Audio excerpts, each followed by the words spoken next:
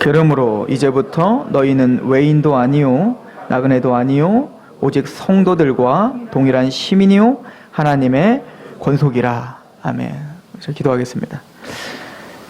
주여, 하나님의 말씀이 이 시간 우리를 통치하시옵소서.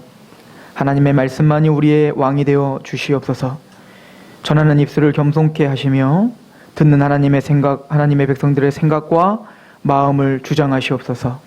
이 시간 성령님께서 그 말씀을 인쳐주시며 인도하시며 조명해 주옵소서. 예수 그리스도의 이름으로 감사하며 기도하옵나이다.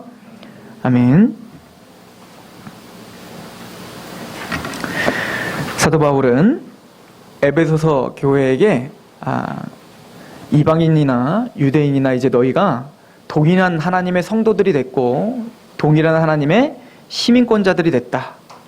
그리고는 너희들은 하나님의 권속이 됐다라고 표현을 하고 있어요. 이 권속이라는 말은 가족이라는 뜻이에요. 하나님을 아버지로 모시는 우리는 한 가족이 됐다. 그래서 우리가 교회에 오면 형제 자매라고 하는 호칭이 바로 그래서 붙여진 거겠죠.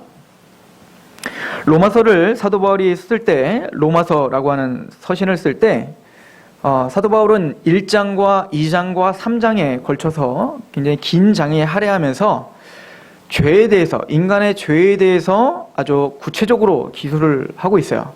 그래서 특별히 로마서 1장에는 후반절에 보면 우리 인간들의 죄가 얼마나 광범위하게 퍼져 있고 또 우리가 얼마나 하나님 앞에 비천한 존재들인지, 또 우리의 무지함과 우리의 무능함이 무엇인지를 로마서 1장에 자세하게 기술을 합니다. 그리고 로마서 2장으로 넘어가서 이제는 구체적으로 전 우주적인 모든 사람들의 죄에 대한 이야기를 해놓고, 그리고는 이제는 따로따로 유대인들과 헬라인들, 이방인들의 죄에 대해서 이제 설명을 하고 있어요. 이게 로마서 2장에 있는 말씀입니다. 그래서 로마서 2장에 유대인들은 하나님의 율법을 갖고 있는데 율법을 갖고 있다는 것만으로 자랑하고 있지, 정작 그 율법 앞에 그 율법을 지키지도 못하고 그 율법 앞에 자기를 스스로 정죄할 수밖에 없는 사람들이다.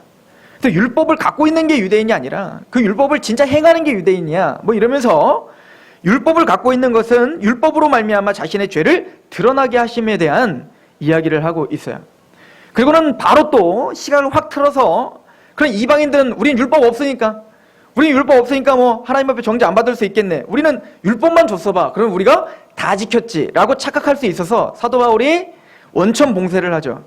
아니다, 이방인 너희들에게도 유대인들에게 모세에게 율법을 준 것처럼 너희에게도 율법을 줬다. 그 율법은 양심이다 라고 했어요. 그래서 인류에겐 율법을 가진 유대인들이나 율법을 갖고 있지 않은 이방인들이나 모두에게 율법을 주셨는데 이방인들에게 주셨던 율법은 양심이다 라고 하는 거예요. 그래서 우리는 뭔가 윤리적 도덕적으로 잘못을 범하면 양심의 가책을 느끼게끔 하나님 우리에게 시스템을 해주셨다고요. 그게 뭐냐면 하나님이 우리 인간들에게 주신 율법이야. 그래서 로마서 3장에는 이제는 지금까지 설명한 걸 싹 정리를 하면서 뭐라고 하냐면 유대인이나 헬라인이나 다 율법 앞에 있는 사람들인데 모두가 다 죄인이다. 이것을 로마서 3장에 이야기를 하고 있죠. 율법 아래 두심은 모든 입을 막고 심판 아래 있게 하려 함이라. 이게 로마서 3장에 있는 말씀인 거예요. 그러므로 율법의 행위로는 의롭다 하심을 얻을 육체가 없나니 율법으로는 죄를 깨달음이라. 이게 로마서 1장, 2장, 3장에 걸쳐서 너희들이 왜 죄인인지에 대한 설명을 쭉 해주고 결론은 뭐예요? 유대인이나 이방인이나 모든 인간으로 태어난 모든 사람들은 하나님의 율법 앞에 있는 것이요, 그 율법 앞에 있는 우리는 다 죄인들이다를 이야기해주고 있었단 말입니다. 그런데 그 유대인이나 헬라인이나 모두가 다 하나님 앞에 성도가 되고 하나님의 백성이 되고 하나님의 가족이 되는 방법은 오직 하나밖에 없다는 거예요. 뭐라는 겁니까? 예수 그리스도다 라고 하는 것을 사실은 성경은 가르쳐주고 있습니다. 오늘은 연합에 대한 이야기인 거예요. 하나됨, 교회의 연합, 하나님의 백성의 하나됨에 대한 이야기를 사도 바울은 이제부터 계속 하게 될 것입니다. 왜 우리 교회가 하나 돼야 되는가? 왜 복음을 갖고 있는 하나님의 백성들이 그냥 개인적으로 집에서 영상 예배 드리고 그러면 되는데 굳이 복음을 알고 있는 하나님의 백성들이 한 자리에 모여 하나님을 찬양하고 한 마음이 되어 한 뜻이 되어야 될 수밖에 없는가? 왜 우리는 그리스도의 지체가 될 수밖에 없는가에 대해서, 그래서 그렇게 한 복음 가운데 살아온 처지도 다르고 학벌도 다르고 환경도 다르고 성별도 다르고 나이도 다른 그 사람들이 한 복음 앞에 감격을 해서 그 감격한 그 이야기들도 들어보면 다 다르죠. 예수님을 만난 이야기라면 서로 너무너무 다르단 말이야. 그런 사람들이 한 복음에 같이 감격해서 나이와 상관없이 학력과 상관없이 학벌과 또 뭡니까? 재산과 상관없이 또 높낮이에 상관없이 또 키가 크고 작건 외모가 이쁘건 안 예쁜 거와 상관없이 어떤 사고체를 갖고 있건 또 어떤 나라 사람이건 상관없이 한 복음 가운데 그냥 용암에 모든 철들 다 융합되는 것처럼 그렇게 왜 교회는 하나가 되어서 한 지체가 될 수밖에 없는가? 왜 그리고 하나님은 이것을 비밀이라고 이야기하고 이 비밀인 이 교회를 하나님은 그렇게 위대하고 이 교회를 통해서 전 세계 하나님의 그 놀라운 지혜를 설명하실 수밖에 없었는가? 이제 여기서는 그 놀라운 교회론에 대해서 이제부터 이야기하시게 될 것입니다. 얼마 전에 우리가 잘 아는 대로 중국의 어떤 열병식에 박근혜 대통령이 참석을 했습니다. 그래서 중국과 한국은 하나가 된 듯합니다. 이제 연합을 했고 이제 뭔가 공동전선을 해서 뭔가 새로운 시대를 열을 것이다 라고 하는 기대를 부추깁니다. 그러나 우리가 잘 아는 대로 그것은 피상적인 연합이지 진짜 연합이 아닌 것을 우리는 너무나 잘 압니다. 같은 공동, 일본이라고 하는 과거사를 정리해야 된다라고 하는 그 공동체적인 어떤 의식과 같이 공동으로 갖고 있는 적이 있었기 때문에 우리 일순간 하나가 될 뿐인 거예요. 그 적이 없어지거나 또 국익에 뭔가 반하게 되면 언제든지 그 연합은 당장 깨질 수 있는 연합인 거예요. 그런데 이게 나라의 문제가 아니라 우리 개인적인 삶 속에서도 인간들이 연합을 하고 하나가 되고 서로 죽고 못 살고 컨트리 클럽을 만들고 동아리를 만들고 그런 연합을 하지만 그 모든 인간적인 연합은 일시적이며 피상적일 수밖에 없다라고 성경은 가르쳐주고 있는 거예요. 어떤 공동체적인 적이 없어지면 깨져버리는 것입니다. 뭔가 같은 가치관과 유익이 없어져 버리면 언제든지 버릴 수 있는 것이 바로 인간적인 연합이라 성경은 가르쳐주고 있어요. 오직 온전한 연합이며 영원한 연합은 하나님의 그리스도를 통한 연합밖에 없다라고 성경은 가르쳐주고 있는 거예요. 왜 그런가? 왜 교회는 그렇게 신비한 연합 가운데 같이 있어야 되는가? 오늘 그 교회에 대해서 같이 상고하고 하나님의 뜻 가운데 우리가 하나님의 한 교회에 부름받은 것이 얼마나 값진 은혜인지를 고백하는 시간이길 축원합니다. 교회 연합은 단순히 잘해주고 또 뭐 사주고 그리고 뭔가 친절을 베풀고 서로 당신을 사랑받기 위해 태어난 사람이라고 새로운 성도가 오면 같이 불러주고 그리고 눈을 마주치며 그런 어떤 그것도 사랑이죠. 그러나 성경이 말하는 진짜 연합이란 진짜 하나됨이란 말씀 앞에 연합되는 거예요. 교회는 하나님의 진리에서 떠난 연합을 연합이라 말하지 않습니다. 우리가 보통 사귐이라고 말할 때 코이노니아라고 말합니다. 그 코이노니아라는 단어를 요한일서 1장 1절에 3절은 이렇게 이야기를 합니다. 태초부터 있는 생명의 말씀에 관하여는 우리가 들은 바요 눈으로 본 바요 자세히 보고 우리의 손으로 만진 바라. 이 사도들이 전한 그 예수님의 이야기, 이 복음의 말씀은 사도들이 눈으로 직접 봤고 직접 들었던 생명의 말씀이라는 거예요. 이 생명이 나타나신 바 된지라. 이 영원한 생명을 우리가 보았고 증언하여 너희에게 전하노니 이는 아버지와 함께 계시다가 우리에게 나타내신 바 된 이시라. 우리가 보고 들은 바를 너희에게도 전함은 너희로 우리와 뭐가 있게 하렴이라? 사귐이 있게 하려 함이니 우리의 사귐은 아버지와 그의 아들 예수 그리스도와 더불어 누림이라.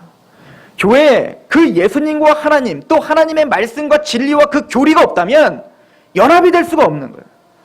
하나님은 그 교리 앞에 하나님의 말씀 앞에 그 복음 앞에 모든 사람들이 굴복하여 하나님 앞에 개인적으로 하나님을 사랑하게 되고 그 복음 앞에 감격하게 되고 그 하나님을 예배하게 되는데 그 예배하는 사람들이 서로 모이면 서로 본 적도 없는데 그냥 마음이 통하는 거예요. 그 예배가 같이 감격이 되는 겁니다. 서로 많은 얘기를 하지 않아도 그냥 그 사람이 사랑스러워지는 겁니다.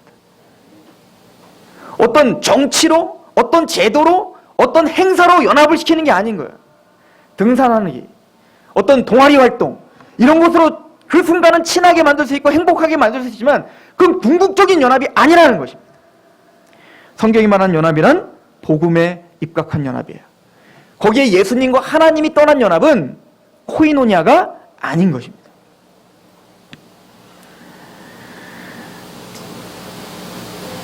즉 하나님의 백성들의 이 동일한 시민이 됐다라고 하는 것은, 동일한 시민이 됐다라고 하는 것은 한 곳을 바라보고 한 마음을 품고 한 뜻을 바라보는 자가 됐다는 거예요. 우리 빌립보서를 잠깐 가보세요. 빌립보서 1장입니다.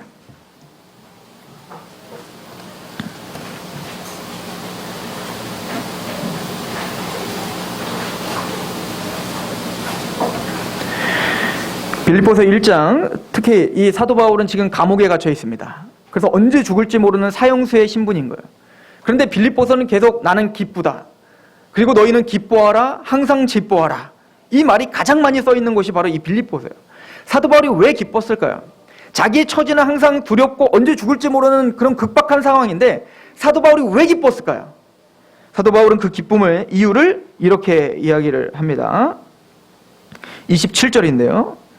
오직 너희는 그리스도의 복음에 합당하게 생활하라. 너희가 정말 복음을 알고 있다면, 너희가 정말 십자가의 그 은혜에 감격하고 있는 사람들이라면, 너희가 참된 성도라면 복음에 합당하게 생활하라. 그 방법이 뭐죠? 이는 내가 너희에게 가보나 떠나 있으나 너희가 한 마음으로 서서 한 뜻으로 복음의 신앙을 위하여 협력하는 것과 무슨 일에든지 대적하는 자들 때문에 두려워하지 아니하는 이 일을 듣고자 함이라. 이것이 그들에게는 멸망의 증거요 너희에게는 구원의 증거니 이는 하나님께로부터 난 것이라. 그리스도를 위하여 너희에게 주신 은혜를 주신 것은 다만 그를 믿을 뿐 아니라 또한 그를 위하여 고난도 받게 하려 하심이라. 너희에게도 그와 같은 싸움이 있으니 너희가 내 안에서 본 바요 이제도 내 안에서 듣는 바니라. 사도 바울이 기쁜 이유는 여기 있는 거예요. 복음을 들은 하나님의 성도들이 자신은 지금 핍박을 당하고 고난을 당하고 감옥에 갇혔습니다. 때로는 우리가 믿고 있는 게 잘못된 거 아닌가? 하나님을 믿었는데 어떻게 저렇게 잡히지? 아니, 돌을 던지면 돌이 피해가야지. 군병들이 오면 군병들이 다 나자빠져야지. 왜 힘없이 그렇게 하나님을 믿고 하나님의 사도라는 사람이 그렇게 사형수로 끌려갈 수밖에 없지? 그렇게 생각할 수 있었겠죠. 그런데 하나님의 복음의 사람들은, 그 복음에 감격한 하나님의 사람들은 핍박이 오고 고난이 오고 상황이 어려워질수록 더 하나가 돼요. 한 뜻을 품습니다. 한 마음이 됩니다. 하나가 되어 하나님을 찬양하고 그 복음에 서로 짐을 지려고 합니다. 사도 바울은 그게 너무 기뻤던 거예요. 자신의 안위와 자신의 어떤 형편 때문에 기쁘고 또 즐겁고 그것 때문에 때로는 낭망하는 게 아닌 거예요. 그 상황에 지배를 당하는 게 아니라 그 환경을 지배하는 자족의 능력이 사도 바울에게 있었고 동일한 복음을 갖고 있었던 빌립보 성도들에게 있었던 것입니다. 구원이란 바로 예수님의 십자가의 은혜로 감격한 그 고백을 하는 사람들이 그 하나님을 바라보다 보니까 한 곳을 같이 바라보게 되는 거예요. 이것은 누군가에게 한 곳을 바라봅시다. 같이 하나 됩시다. 연합합시다. 이제부터 우리가 정말 같이 동동 노선을 걷는 그런 하나님의 연합체가 됩니다. 라고 뭔가 캠페인을 벌인 게 아니에요. 그냥 조용히 복음을 전했고 그 복음이 한 사람 한 사람 변화시키더라는 겁니다. 그 복음이 그의 삶의 전반적인 모든 삶을 변화시키더라는 겁니다. 이 세상이 전부라고 알았던 그 사람들이 예수님의 십자가에 감격하고 예배자가 되더라는 겁니다. 그리고 한 곳을 바라보는 곳이 그곳을 바라보고 같이 길을 걸었더니 그곳에서 마주치는 사람들이 바로 교회인 거예요. 성경이 말하는 자연스러운 연합이란 바로 정확한 하나님의 복음이 선포되고 그 복음에 하나님의 바른 믿음이 생기고 그 믿음이 생긴 하나님의 백성들이 예배 자리로 나왔더니 그곳에 나와 동일한 경험을 갖고 있는 백성들이 있더라. 그것이 눈물겹게 고마운 겁니다. 왜 그럴까요? 세상은 이해를 하지 못하기 때문에 그렇습니다. 우리가 하나님께 예배를 드리고 하나님의 말씀대로 십자가를 걷는다는 것이 사람들은 조롱거리란 말입니다. 의도 터져요. 고난을 당합니다. 근데 교회에 왔더니 어떻죠? 나 혼자만 그렇게 사는 줄 알았더니 교회에 왔더니 설교 시간에 아브라함이 그렇게 살았대요. 바울이 그렇게 살았다는 겁니다. 베드로가 그렇게 살았다는 겁니다. 그걸로 위로를 받는 겁니다. 아, 내가 잘못 살은 것이 아니었구나. 하나님의 사람들, 성경의 그 믿음의 선진들이, 구름과 같은 허다한 증인들이 그렇게 살았군요. 그리고 옆을 돌아봤더니 같이 뺨을 맞고 고난하고 울고 있는 같은 형제 자매가 있는 거예요. 아, 이 시대에 나만 그렇게 사는 게 아니라 옆에는 이 형제 자매도 그렇게 살고 있군요. 거기에 도전을 받고 위로를 받고 또 의도 터지러 나가는 거예요. 이게 교회인 것입니다. 교회는 오늘 말하는 것처럼 동일한 시민이 됐다라고 말합니다. 시민이란 하나님의 백성 되었다라고 이야기해요. 하나님의 나라의 백성이다라고 표현하고 있는 거예요. 하나님의 백성은 한 왕에게 순복하는 사람들입니다. 저는 이 하나님의 교회의 가장 중요한 모형이 바로 아둘람 공동체라고 생각해요. 사무엘상 22장에 보시면 다윗이 하나님께 기름 부음을 받습니다. 기름 부음을 받고 이미 왕이 된 상태예요. 그런데 그것을 이제는 사울은 시기합니다. 그래서 어쩌든 다윗을 죽이고자 합니다. 모든 힘과 권세와 모든 역량을 다해서 다윗을 쫓아가 어쨌든 다윗에게 창을 던지는 거죠. 다윗은 도망자가 됐습니다. 하루아침에 도망자가 됐어요. 구국의 영웅이었다가 골리앗을 쓰러뜨려 구국의 영웅이었다가 하루아침에 도망자가 돼서 이제 많은 사람들이 어떻게 하죠? 다윗에게 어떤 은혜를 받았던 사람들도 나중에는 그 다윗을 다 거부하는 거예요. 나중에는 다윗이 어디까지 가죠? 이제는 좀 나의 몸을 좀 니을 수 있을까 해서 갔더니 그곳에 뭡니까? 왕이 죽이려고 하는 것 같아 개거품을 물고 미친 척하여 간신히 살아남죠. 그때 다윗의 심정이 어땠을까요? 하나님께 기름 부음 받은 왕이라고, 이 사람이 하나님께 선택받은 왕이라고 그렇게 찬양하고 경배하던 많은 사람들이 이제는 쫓김을 당하고 고난을 당하고 이제는 십자가의 길을 걸어가는 것처럼, 예수님이 십자가의 길을 걷는 것처럼 그렇게 모든 권세가 다 없어져 버리니까 다 떠나는 거예요. 그러고는 다윗은 홀로 아둘람 굴의 도망자가 됐습니다. 그때 하나님의 택함받은 사람들이 다윗에게 몰려들기 시작합니다.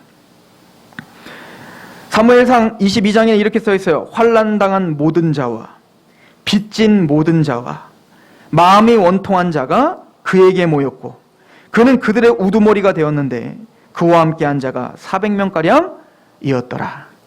다윗에게 몰려드는 자들은 빚진 자들, 마음에 원통한 자들, 또 환난당하는 자들, 이 사람들은 상처투성인 거예요. 그렇겠죠. 사람들을 믿지 못했을 거 아닙니까? 빚진 자고 환난당하고 뭔가 내쫓김을 당하고 세상에서는 뭔가 외인들인 거예요. 그러니까 세상 사람들이 뭔가 나를 속이는 건 아닌가? 나를 조롱하는 건 아닌가? 끊임없는 그 상처 때문에 항상 사람들의 눈치를 볼 수밖에 없는 사람들인 거예요. 다윗은 홀로 도망다니기도 너무 바쁜 사람인 거예요. 그런데 그 400명은 그 다윗의 소식을 들어서 그 다윗이 하나님의 택함받은 자라는 걸 알고 다윗에게 쫓아가는 겁니다. 다윗의 나은 점은 자신도 죽을 수밖에 없는 그 상황인데 그 400명을 다 걷어들이더라는 거죠. 그리고는 그 환난당한 자, 빚진 자, 마음에 원통한 자들이 다윗을 만나니 용사들이 되더라는 겁니다. 그 아둘람 공동체의 400용사들이 나중에 개국 공신들이 되는 거예요. 그리고 나중에 다윗의 용사들의 이름이 쫙 나열될 때 그 사람들이 바로 그 용사들인 거예요. 뭐가 거치 번지를 하고 뭔가를 많이 알고 또 뭔가 힘 있는 사람들이 다윗에게 온 것이 아닙니다. 그러는 대로 다윗을 버렸고 다윗을 핍박했습니다. 오늘날도 마찬가지입니다. 하나님의 나라는 예수 그리스도로 말미암아 이미 이 땅에 임하셨습니다. 예수 그리스도는 우리의 왕이시며 만주의 주라 이미 선포되셨습니다.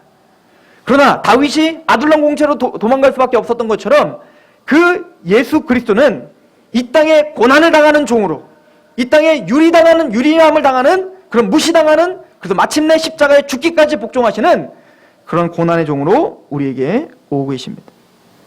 교회는 그 예수님이 하나님의 택하신 자라는 걸 믿고 마침내는 그 다윗의 왕조가 굳건하게 서리라 하신 하나님의 약속을 믿어 그 어려운 중에 그 고통을 함께 참여하는 자들이에요. 또한 그 교회에 모이는 사람들은 다 빚진 자요, 원통한 자요, 뭔가 죄가 있고 뭔가 상처가 있고 자신의 죄와 그 원통함을 알고 있는 사람들이에요. 성경이 말하는 그 사람들만 특별한 게 아니라 사실은 모두가 다 죄인인 거예요. 그런데 많은 사람들은 자신이 그 원통함과 죄인과 그런 문제를 의식하지 못하는 죄인들이라는 겁니다. 자신이 얼마나 하나님 앞에 비참한 자인 걸 아는 사람들은 아둘람 공동체로 가는 것입니다. 그래서 연합이 있습니다. 내가 얼마나 죄인이고 내가 얼마나 자격이 없는 사람인 걸 알기 때문에 내 옆에 어떤 사람이든 그 사람을 위해 십자가에 죽으신 하나님의 사람을 이해할 수 있는 거예요. 그 누구를 비판할 수 없는 것입니다. 왜죠? 내가 자격 없다는 걸 아는 사람이니까요. 이미 심령이 가난한 마음으로 이 아둘람 공동체에 온 사람들이니까요. 이 아둘람 공동체의 사람들이 얼마나 하나가 됐는지 다윗을 쫓았던 많은 사람들이 있었습니다. 특별히 아히멜렉이라고 하는 제사장이 있었는데 이 아히멜렉은 다윗을 영접하면 죽임을 당할 것을 이미 알고 있어서 사울이 이미 공포했으니까요. 그럼에도 불구하고 아히멜렉은 하나님께 묻습니다. 그리고 대답을 듣죠. 그리고 하나님의 뜻에 순종하여 그 다윗 왕을 영접합니다. 그리고는 제사장의 그 떡을 그 다윗에게 먹을 것을 주고 그리고 골리앗에게서 뺏었던 다윗이 빼앗았던 그 칼, 골리앗의 칼을 그 아히멜렉이 성전에 갖고 있었는데 성막에 갖고 있었는데 그 칼을 다윗에게 돌려줍니다. 이걸 에돔 사람 도액이라고 하는 사람이 밀고를 하죠. 사울에게. 그래서 어떻게 됩니까? 사울이 당장 그 성소로 쫓아가 아히멜렉을 비롯한 그 제사장들을 다 죽여버립니다. 다윗을 영접했다는 것으로 말미암아 아히멜렉은 죽임을 당하고 핍박을 당하고 고난을 당합니다. 그리고는 간신히 그 아히멜렉의 아들 중에 한 사람이 도망 나와 다윗에게 쫓아옵니다. 그 이름이 바로 아비아달이에요. 그 아비아달 제사장을 해서 다윗의 왕직을 할 때 제사장직을 하는 사람이 되죠. 그때 다윗이 그 아들에게 하는 얘기 이것입니다. 내 아버지의 모든 사람을 죽인 것은 내 탓이로다. 두려워하지 말고 내게 있으라. 내 생명을 찾는 자가 내 생명을 찾는 자니 내가 나와 함께 있으면 안전하니라. 다윗이 얼마나 가슴이 아팠을까요? 자신을 위해서 목숨을 빼앗긴 그 제사장이 얼마나 안타깝고 미안하며 국률이 생겼을까요? 다윗은 마음을 다하여 이제 아비아달을 영접하고 그를 보호하기로 결정합니다. 또 블레셋과 전투를 하고 있는 중에 이 블레셋이 그 다윗의 고향이었던 베들레헴을 점령했던 것 같습니다. 그럴 때 다윗은 지나가는 말로 한마디를 해요. 이 베들레헴 성문 곁 우물에 그 우물물을 누가 좀 나를 마시게 할 수 없을까? 그 우물물이 너무 그리운 겁니다. 그 베들레헴, 그 땅에 있는 그 우물물을 좀 누가 마시게 해줬으면 좋겠다. 그때 이름 모를 세 용사가 그 적진들, 많은 군사로도 뚫지 못했던 그 적진을 세 명의 용사가 어떻게 하죠? 목숨을 걸고 돌파합니다. 돌파하고 들어가서 뭐하고 오는 줄 아십니까? 그 우물을 떠가지고 와요. 그리고는 다윗에게 줍니다. 주군이여 이 물을 드십시오. 다윗이 어떻게 했을까요? 눈물을 흘리며 이것을 내가 먹을 수 없습니다. 이것은 이들의 피값입니다 하고 제단에 부어드리죠. 어디서 이런 연합이 생겼을까요? 바로 우리는 한 주군을 모시는 사람들인 거예요. 우리가 빚진 자였고 원통한 자였던 우리를 죄를 사해 주신 그 예수 그리스도 앞에 당신만이 우리의 왕이시며 당신만이 우리의 주님이시라라고 고백하며 그렇게 한 왕을 모시고 있는 시민이 됐다는 얘기인 거예요. 그 동일한 왕을 모시고 있기에 우리는 그렇게 하나가 되는 것입니다.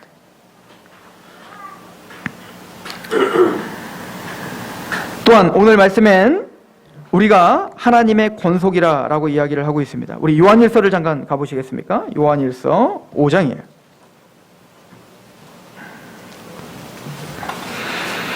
요한일서 5장은 이렇게 우리에게 이야기를 합니다. 요한일서 5장 1절인데요.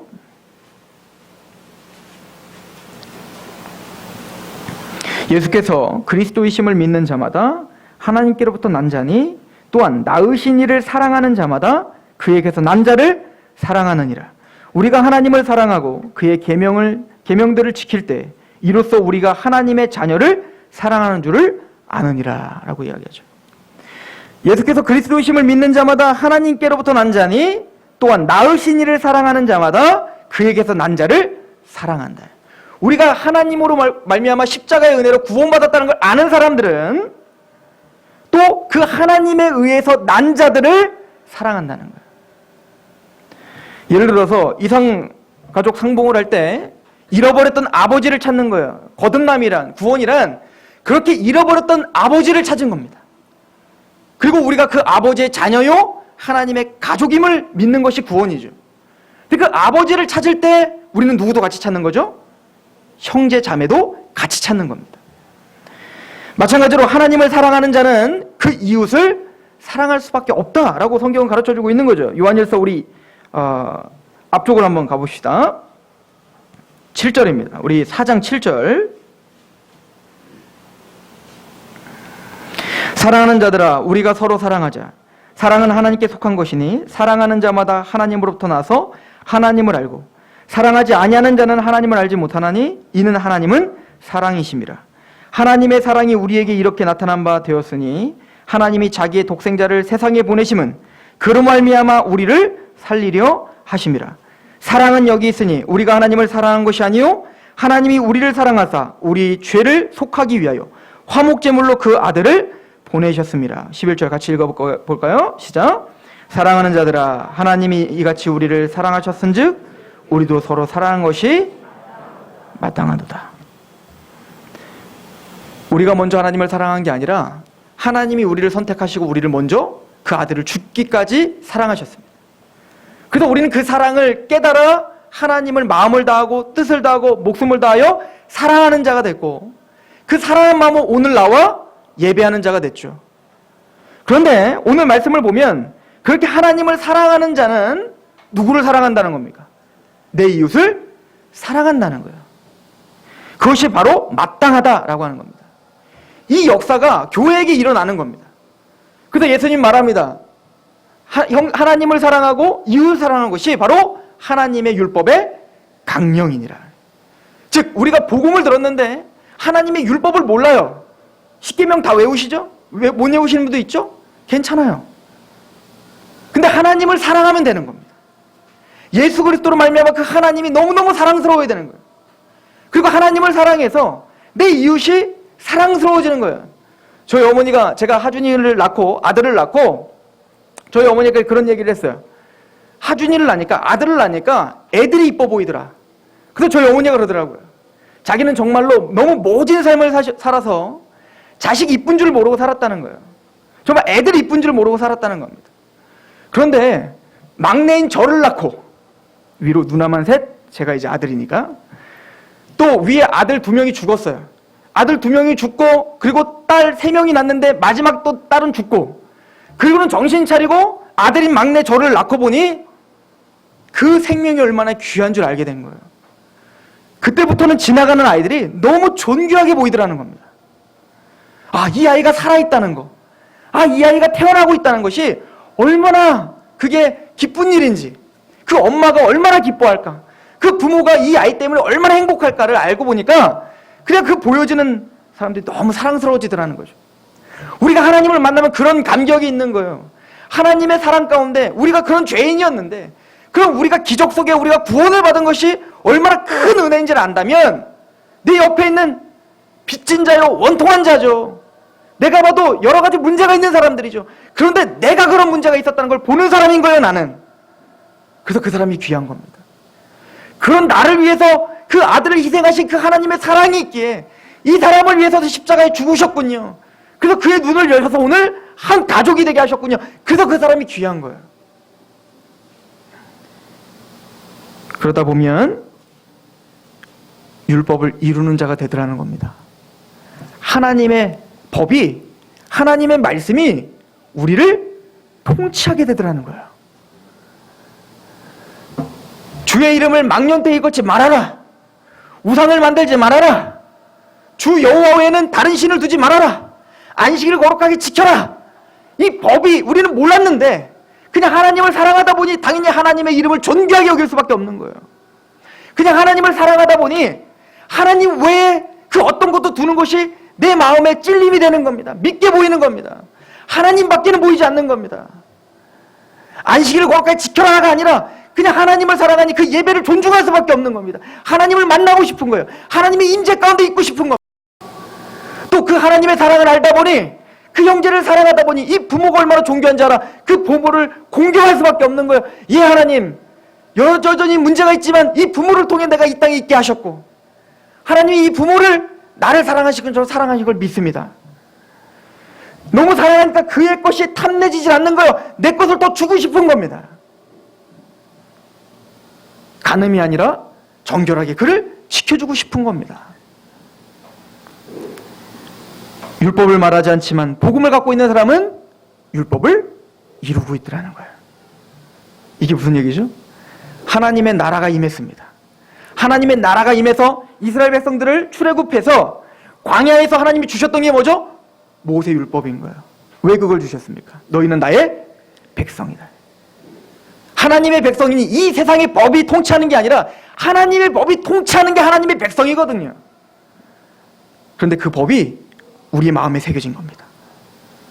그 법이 우리를 하나님 앞에 예배자로 만들고 형제를 사랑하게 만들더라는 겁니다.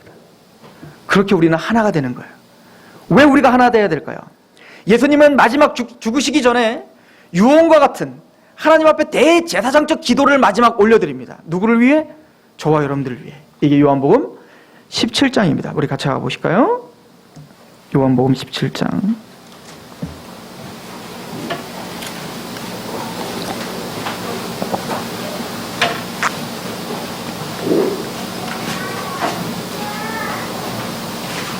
14절입니다. 요한복음 17장 14절. 내가 아버지의 말씀을 그들에게 주었사오매 세상이 그들을 미워하였사오니 이는 내가 세상에 속하지 아니함과 같이 그들도 세상에 속하지 아니함으로 인함이니이다. 아까 다윗 때문에 그 제사장들이 살육을 당했듯 예수 그리스도를 세상은 미워할 수밖에 없어요. 무지하기 때문에. 그래서 예수님을 미워하듯 그 왕을 미워하듯 그 나라와 그 백성들을 세상은 미워할 수밖에 없습니다. 끊임없이 하나님의 백성들은 세상에 나아가 하나님의 법대로 살려고 한다면, 하나님 말씀대로 살려고 한다면 고난이 있을 수밖에 없어요. 15절은 그래서 예수님은 죽기 직전 유언과 같이 이렇게 기도하십니다. 내가 비옵는 것은 그들을 세상에서 데려가시기를 위함이 아니요 다만 악에 빠지지 않게 보존하시기를 위함입니다. 예, 하나님, 나의 백성들이 나를 믿고 바로 천국에 딱딱 올라가는 걸 원하는 게 아닙니다. 맞아요. 우리는 구원받고 천국에 바로 올라가서 그냥 그렇게 편안함 속에 사는 게 아니에요. 구원을 받고 우리는 여전히 구원받기 전에 그 문제가 있었던 그 삶 속에서 여전히 살아야 되는 거예요. 그러나 예전과는 다른 가치관으로 살아야 되고 예전과는 다른 통치를 받으며 살아야 돼요. 그러니까 힘들죠. 그러니까 삶 속에 계속 갈등이 있죠. 그러나 주님은 말합니다. 그들을 세상에서 데려가기를 원하는 게 아닙니다. 산 속에 들어가기를 원하는 게 아니에요. 예수님 믿었더니 다 세상 끊고 저 산 속에 들어가서 자기들끼리 모여 사는 걸 말하는 게 아닌 거예요. 우리는 세상 속에 있어야 돼요. 직장을 다니셔야 됩니다. 또 가정에 가셔야 돼요. 친구들을 만나야 돼요. 안 믿는 사람들 앞에 그들과 융합이 돼야 됩니다. 주님은 이렇게 말하죠. 그러나 다만 악에 빠지지 않게 보존하시기 위함입니다. 16절. 내가 세상에 속하지 아니함과 같이 그들도 세상에 속하지 아니하였사옵나이다. 왜? 우리는 동일한 하나님의 시민이고 하나님의 권속들이니까요. 그들은 진리로 거룩하게 하옵소서. 하나님의 말씀은 진리입니다. 진리로 거룩하게 하시고 그 진리로 하나 되게 하라는 얘기죠. 18절. 아버지께서 나를 세상에 보내신 것과 같이 나도 그들을 세상에 보내었고 또 그들을 위하여 내가 나를 거룩하게 하오니 이는 그들도 진리로 거룩함을 얻게 하려 함이니이다. 20절 같이 한번 읽어봅시다. 20절 21절 시작. 내가 비옵는 것은 이 사람들만 위함이 아니오 또 그들의 말로 말미암아 나를 믿는 사람들도 위함이니 아버지여 아버지께서 내 안에 내가 아버지 안에 있는 것과 같이 그들도 다 하나가 되어 우리 안에 있게 하사 세상으로 아버지께서 나를 보내신 것을 믿게 하옵소서. 왜 우리가 하나 되어야 될까요? 세상이 우리를 미워하기 때문에 그렇습니다. 홀로 그 싸움을 할 수가 없다는 거예요. 우리가 하나 되고 그 말씀 속에서 융합이 되고 한 왕 가운데 위로를 받을 때 능히 승리할 수 있는 힘이 있다는 것입니다. 또한 우리가 하나 되고 사랑을 할 때 뭐라고 합니까? 하나가 되어 우리 안에 있게 하사 세상으로 아버지께서 나를 보내신 것을 믿게 하옵소서. 교회의 다름을 보이게 할 것입니다. 세상이 감히 따라할 수 없는 그 하나됨, 세상이 감히 따라할 수 없는 그 사랑이 교회 안에 이루어질 때 하나님의 살아계심이 증거될 것입니다. 우리나라의 초대교회는 정말 그렇게 했었죠. 또 세계 교회사의 초대교회는 정말 그렇게 했었죠. 로마 시대에는 하인과 노예와 주인이 명확하게 구분됐던 시대였어요. 근데 교회에 왔더니 노예가 장로가 되는 것입니다. 그리고 주인이 평신도인 거예요. 집에 돌아가면 그 주인은 누구를 오라가라 해요? 하인을 오라가라 하는 거예요. 근데 교회 가면 누구의 말씀 앞에 은혜를 받아요? 노예의 말씀 앞에 은혜를 받아요. 오늘날 우리 자유민주주의에 살고 있는 우리도 이게 좀 이상한데 그 당시에는 이거는 굉장히 파격적인 일인 거예요. 그런 일들이 한국에서도 있었다고 하죠. 머슴이었던 자가 교회의 목사가 되고 그 머슴의 주인이었던 자가 교회의 평신도가 되고 전혀 문제가 되지 않았던 겁니다. 이 놀라운 하나님의 사랑, 세상이 감히 따라할 수 없는 그 하나님의 사랑과 하나됨이 복음 앞에 있는 저와 여러분들 가운데 이 교회에 가득한 아둘람 공동체가 되기를 축원합니다. 기도하겠습니다. 하나님 아버지, 세상과 우리 교회가 다름이 무엇이겠습니까? 말로 그것을 증명하기보다 교회의 행보와 또 귀한 하나님의 성도들의 삶을 통하여 빛과 소금과 그리스도의 편지의 역할을 감당할 수 있도록 도와주시며 또 우리의 연약함을 긍휼히 여겨 주옵소서. 이 교회가 분열 가운데 있는 이 세상에 대안이 되게 하시고 이 교회만이 하나님과 온전히 화목을 이루게 하며 형제들을 진정으로 사랑할 수 있는 공동체임을 우리의 삶으로 고백하는 그런 공동체가 되게 하옵소서. 예수 그리스도의 이름으로 감사하며 기도하옵나이다. 아멘.